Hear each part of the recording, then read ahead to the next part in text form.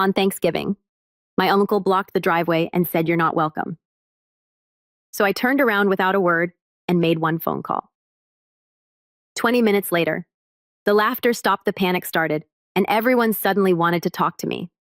I'm Ryan, 27, and for most of my life, I kind of felt like the background character in my own family. Not hated, just tolerated. My sister Jenna was the golden child, my mom's mini-me, perfect grades, perfect fiancé, the whole deal. Meanwhile, I was the quiet one, the artist. The one who, according to my Uncle Steve, never really grew up. He said that a lot. Uncle Steve is one of those guys who acts like a sitcom dad but without the charm. Loud, opinionated, loves grilling and controlling the people around him. Every year he hosts Thanksgiving, and every year I drag myself there because, well, tradition, right? This year felt different. I hadn't heard anything about the dinner, no invite, no family group text, not even a vague, guilt-tripping reminder from my mom. At first I figured maybe they assumed I'd just show up like I always do, but then I saw photos on Jenna's Instagram, the long table already set, the turkey carved, everyone dressed up laughing. It was clearly planned.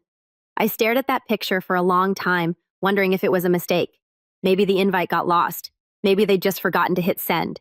I gave myself every excuse to believe it wasn't what it looked like. But part of me knew. Still, I got in my car and drove to Uncle Steve's place. It was only 20 minutes away, and I told myself if I was wrong, if somehow it was all just a misunderstanding, I'd laugh it off and sit down like nothing happened. But the second I pulled into the driveway, the cold air outside felt warmer than what was waiting for me. Uncle Steve met me at the edge of the driveway. He didn't even wait for me to get out of the car. He just walked up, arms crossed over his beer belly, that smug little grin he always wore when he thought he had the upper hand. "You weren't invited, Ryan," he said, casual, like we were discussing the weather. "Go home." I didn't say anything at first. I just looked past him toward the house. Through the wide window, I could see everyone. My mom at the head of the table laughing. Jenna next to her scrolling through her phone. Even my best friend Kyle, someone I grew up with and who usually spent the holidays bouncing between my place and his dad's, was there raising a glass like he belonged. None of them looked toward the window. None of them noticed I was standing there just yards away from a celebration I was clearly cut out of. I nodded once, didn't argue, didn't beg for an explanation. I just turned, got back in my car, and drove a little ways down the road to the nearest gas station parking lot. I parked, leaned my forehead against the steering wheel, and let the silence swallow me. Then I made one call. Not a dramatic one, not some secret agent or lawyer or anything like that. Just a friend, one of those real ones. The kind of friend who knows how messy your family is and never tries to talk you out of being hurt by it. We'd worked on a few side gigs together, mostly graphic design and back-end stuff. But more importantly, she was the manager for a pretty popular social media page, one that just happened to be running a feature that week, Holiday Nightmares. "Tell us your story." I told her mine, every word. Not angrily, not for revenge, just truth. I told her about the lack of invite, about Uncle Steve meeting me at the driveway, about seeing my mom and sister, and even Kyle laughing inside. I didn't name names, just told the story plainly. She was quiet the whole time. Then she said, "I think this fits the theme perfectly. You cool with me posting it anonymously?" I didn't even hesitate. "Yeah," I said, "go ahead." 20 minutes later, my phone started buzzing. First it was Kyle, then Jenna, then my mom. Missed calls, texts piling in like a broken dam. The post had gone viral faster than I expected. It hit a nerve. People resonated with it. Thousands of strangers weighed in with shock and sympathy, and stories of their own families turning cold. I hadn't even opened Instagram or Facebook yet, but I could already guess what was happening. Then finally, a call from Uncle Steve. I didn't answer. Instead, I just sat in my car and watched the notifications flood in one after the other. There was something surreal about it. This invisible shift in power. This moment where I wasn't the background character anymore. For the first time, I wasn't quietly taking the hit. I wasn't being the bigger person. I wasn't trying to understand people who clearly didn't care whether I was there or not. I was just done. The calls kept coming. My phone rang again. Mom. I let it go to voicemail, then Jenna, then Kyle again. I turned it on silent and sat there just breathing. And that's when I saw a message come in. A DM request from someone I didn't know, but with a familiar last name. It was a cousin I hadn't talked to in years. One who moved away after a falling out with Uncle Steve over money. The message was short. "Good for you. Been waiting for someone to finally say it." And that was when I realized this went deeper than just me being left out of one dinner. It was never just about the invite. It was about the years of silence, the years of swallowing my feelings so I wouldn't be difficult. It was about all the family moments I'd smiled through while feeling invisible. And now suddenly people were paying attention. Not just strangers online, but the very people who thought I'd never stand up for myself. But it wasn't even about standing up anymore. It was about walking away. And they weren't ready for that. They weren't ready for what came next. By the time I got back to my apartment, it was dark out. The leftovers I'd prepped for myself earlier that morning, just in case, were still sitting in the fridge. Turkey sandwich, cranberry sauce, store-bought pie. I heated them up, sat on the couch, and ate in silence, letting my phone buzz across the counter like a distant alarm I didn't need to answer. I checked the post once, just once, on my friend's page. The comments were rolling in faster than I could read. People were sharing their own horror stories. This happened to me last year. Still haven't spoken to my family. I cried reading this. Thank you for saying it. Families like that don't deserve your silence. Good for you. It wasn't validation I was after, but I won't lie and say it didn't feel like a warm blanket. For the first time, I wasn't alone in this. Then came the group text. At 8:52 p.m., the old family group chat, which had been dead quiet for weeks, lit up. Mom, Ryan, call me please. Jenna, what did you do, Kyle? Dude, this is getting out of hand. Uncle Steve, take that post down now. You want to air dirty laundry, fine, but you're dragging the whole family through the mud. I didn't respond. Not right away. I needed time. I needed to let the weight of all of it settle. Because for once, they were the ones squirming, and I wasn't about to rush to clean up the mess they made. Around 9:30, my mom called again. No voicemail this time, just silence when I didn't answer. Then, at 9:43, she sent a text that caught me off guard. Mom, we didn't mean to hurt you. Steve said you were traveling. I thought you didn't want to come this year. That stopped me traveling. No one had asked. No one had checked. I'd been living 10 miles away this entire year. I hadn't even posted anything about going out of town. It was a lie, a cover-up. Probably something Steve said to excuse my absence when someone asked. I didn't know what hurt more, being excluded or realizing they'd built a story around why I wasn't there without even asking if I wanted to be. Then Kyle texted, Kyle, man, I didn't know. I swear I thought you were working or something. Your mom said you'd canceled. I shouldn't have believed her. I'm sorry. It was weak, but it felt semi-honest. Kyle and I had been friends since 6th grade. We'd been through a lot. Video game marathons, high school breakups, even a college road trip disaster that ended with both of us sleeping in a Walmart parking lot. But lately he'd been drifting. More dinners with Jenna, more laughs with Uncle Steve. I chalked it up to growing older, but maybe it was more than that. Maybe he'd started to believe the version of me they told themselves, the unreliable one, the sensitive one, the outsider. Still, I didn't respond.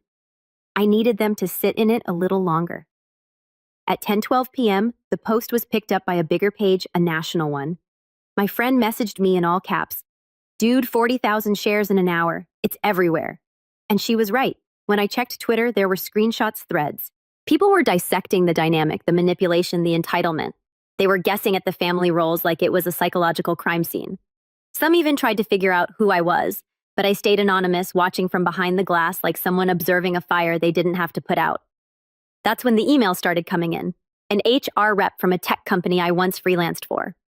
A former teacher, an old roommate, people who recognized the tone if not the details. One line from a woman I hadn't spoken to in years stuck out. I always wondered how you stayed so quiet at those parties. Now I understand. You were drowning. At 11, Jenna called. I didn't answer. She tried again, and finally sent a wall of text so long I had to scroll twice to finish it. She said I was overreacting, that I could have just texted her, that I'd blown everything up over one dinner, that I was embarrassing the family, that Uncle Steve's clients were calling him asking questions, that their neighbors were asking what happened. I read the message twice, then once more.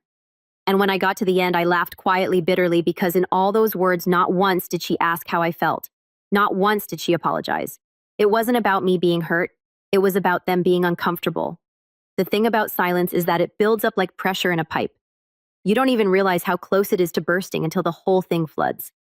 That post, that one story, was my floodgate opening. And now every person who ever brushed me off, who ever told me to be the bigger person, was watching me become someone they couldn't ignore. And I hadn't even said their names. That was the part that scared them most, the power of being anonymous and being right. At 11:47, my phone buzzed again. It was a call from a number I didn't recognize. I almost didn't answer, but something made me tap accept. A woman's voice came through, nervous, almost trembling. Hi, is this Ryan? Who's this? My name's Emily. I'm Steve's daughter. I froze. Emily, his daughter from his first marriage, the one he barely talked about. the one he hadn't invited to Thanksgiving in years. I saw the post, she said, and I think we need to talk. And that's where things shifted, where the story stopped being just mine, where the past started to unravel faster than I ever expected. I sat there stunned. I hadn't heard Emily's name in at least a decade. Uncle Steve never talked about her unless someone else brought her up, and even then it was with this awkward mix of disdain and forced indifference. She made her choices. He once said, when I asked why she wasn't at Christmas, that was the whole explanation.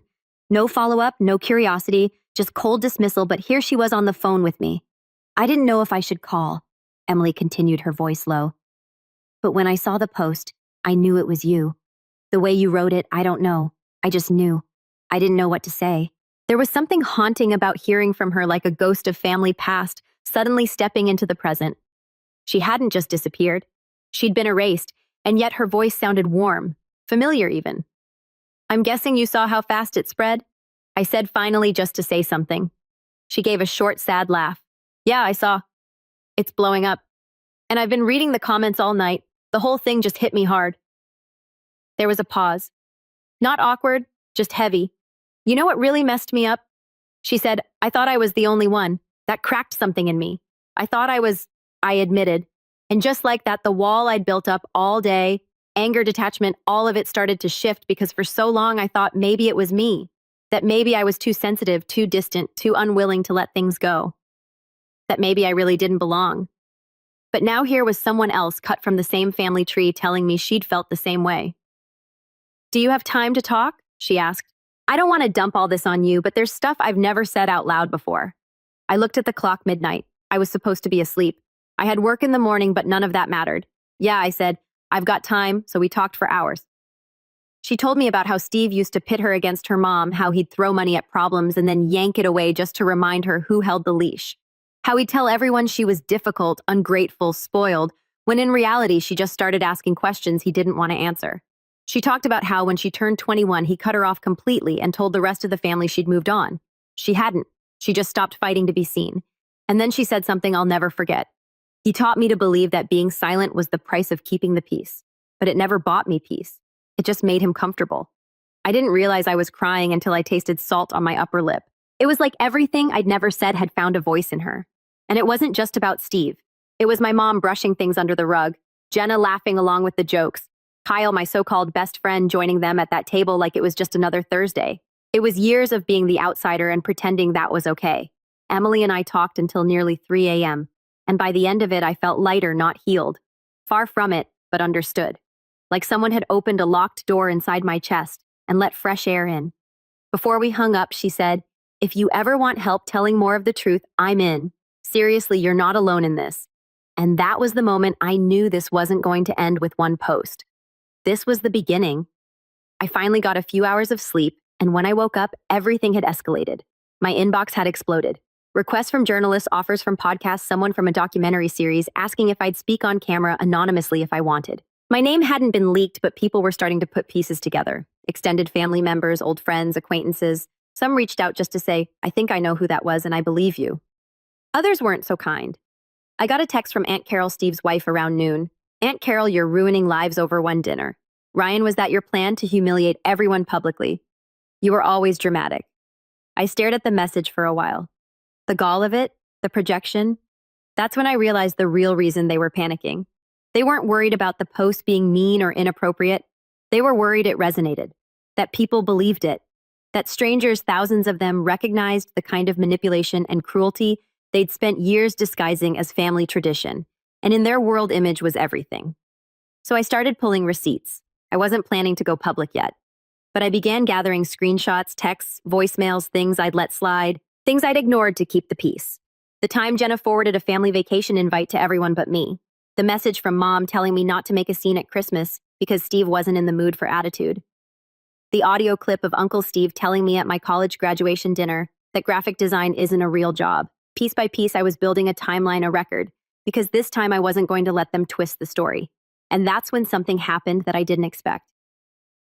A knock at my door. I wasn't expecting anyone. My apartment building had a buzzer and I hadn't heard it go off. But there it was. 3 sharp knocks right around 3:15 p.m. I froze. 1,000 possibilities flashed through my head. Another neighbor, a reporter, my landlord, or one of them. I walked to the door slowly, heart pounding, and looked through the peephole. What I saw made my stomach drop. It was my mother, and she wasn't alone. Standing beside her, arms crossed, was Uncle Steve. I didn't open the door right away. I just stood there watching through the peephole as my mother fidgeted with the strap of her purse and Uncle Steve paced like a lion in a cage. All bottled up fury and fake restraint. The audacity of them showing up unannounced after everything. After deciding I didn't exist on Thanksgiving, made my fingers curl into fists at my sides. But I wasn't going to give them the upper hand. Not again. I unlocked the door and opened it just to crack, keeping the chain latched. What do you want? Mom's eyes widened like she hadn't expected me to sound so cold. Ryan, sweetheart, can we come in? We just want to talk. Behind her, Steve snorted. We wouldn't have to talk if you hadn't made that ridiculous post. You could have just picked up the phone. My voice stayed steady. You could have invited me. He opened his mouth, but I cut him off. You know what? No, you're not coming in. Say whatever you need to say right here. Mom looked wounded. Ryan, please don't do this. This isn't you. I raised my eyebrows. Is it me? You mean it's not the version of me you're used to, the one who smiles through everything and pretends it's all fine? Yeah, I'm done being that guy.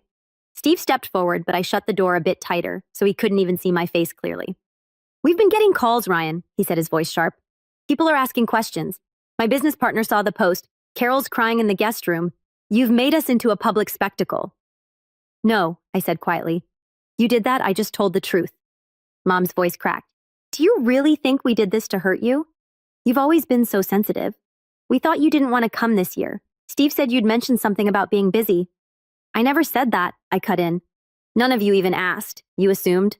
Or worse, you lied. Because it was easier to pretend I didn't matter than to deal with the discomfort of inviting someone you all treat like a burden. They were both silent for a beat. Then Steve let out a sharp laugh. You're acting like some kind of martyr, he sneered.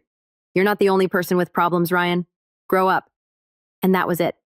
That was the sentence that broke the last fragile thread of empathy I had left. I slammed the door shut, not hard but with finality, and locked the deadbolt.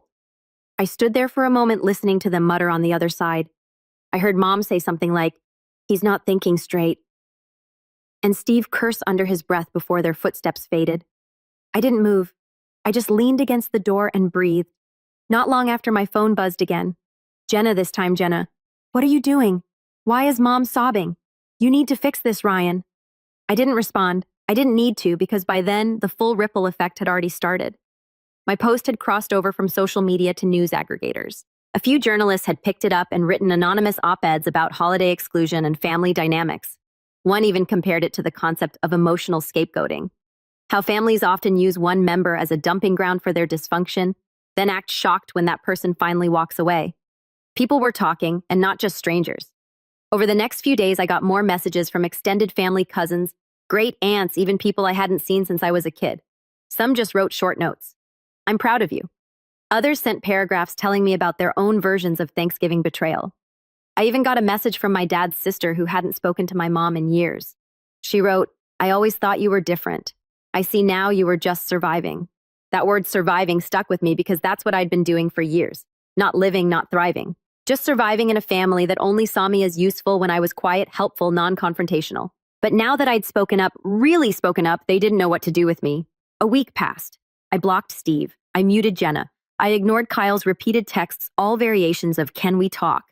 And I didn't know, man, because at that point I didn't care whether they knew or didn't. It was too little, too late. But I didn't isolate myself. Emily and I stayed in touch. We met up for coffee a few days later, and it was surreal how quickly we clicked. We talked for 3 hours straight. She told me more about the family I'd never seen, about the subtle ways people like Steve twist the narrative, how they pit people against each other, so no one compares notes. She even showed me old emails. Emails from Steve to her mom full of threats and ultimatums. One line stood out to me more than any other. Ryan's heading down the same path. Soft week.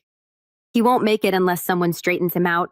I stared at those words for a long time because that wasn't just cruel. That was premeditated. He'd been preparing the rest of the family to believe the worst about me long before I'd even realized it. Gaslighting on a family-wide level, undermining me in subtle ways, so that by the time I ever pushed back, it would seem like I was the one overreacting. It wasn't paranoia, it was a pattern. And now that I saw it, I couldn't unsee it. 2 weeks after Thanksgiving, I received a letter in the mail, handwritten, no return address, just my name on the envelope. It was from Mom. I opened it slowly, expecting some manipulative guilt trip. But what I found was different. It was short, barely 2 paragraphs, but the tone was quieter, not apologetic exactly, but reflective. She wrote, "I read everything. I read the comments. I read what people said about mothers like me. At first, I was furious, but then I remembered your face when you were a boy, how you used to shrink when people raised their voices, how you learned to disappear into corners. I didn't protect you. I let others define you. And I stood by while it happened. I didn't think I was doing harm, but silence is a kind of harm too. I don't expect you to forgive me, but I want you to know I see it now. I'm sorry." I stared at that letter for a long time. It wasn't enough. Not yet. Not by itself. But it was something. And for the first time in years, it felt like someone in my family had actually seen me. Christmas came and went. I didn't go home. I spent it with Emily and a few friends who'd also chosen to step away from their families that year. We ate takeout, played board games, and watched cheesy movies on Netflix. No drama, no guilt, just laughter and real connection, the kind I used to think only happened in movies. It wasn't flashy. It wasn't vindictive. It was just peaceful. And for the first time in my life, I felt like I didn't need to prove anything to anyone. I didn't need their approval. I had truth on my side and people who finally believed me. So when New Year's rolled around, I wrote something of my own, a follow-up post. No names, no accusations, just a reflection.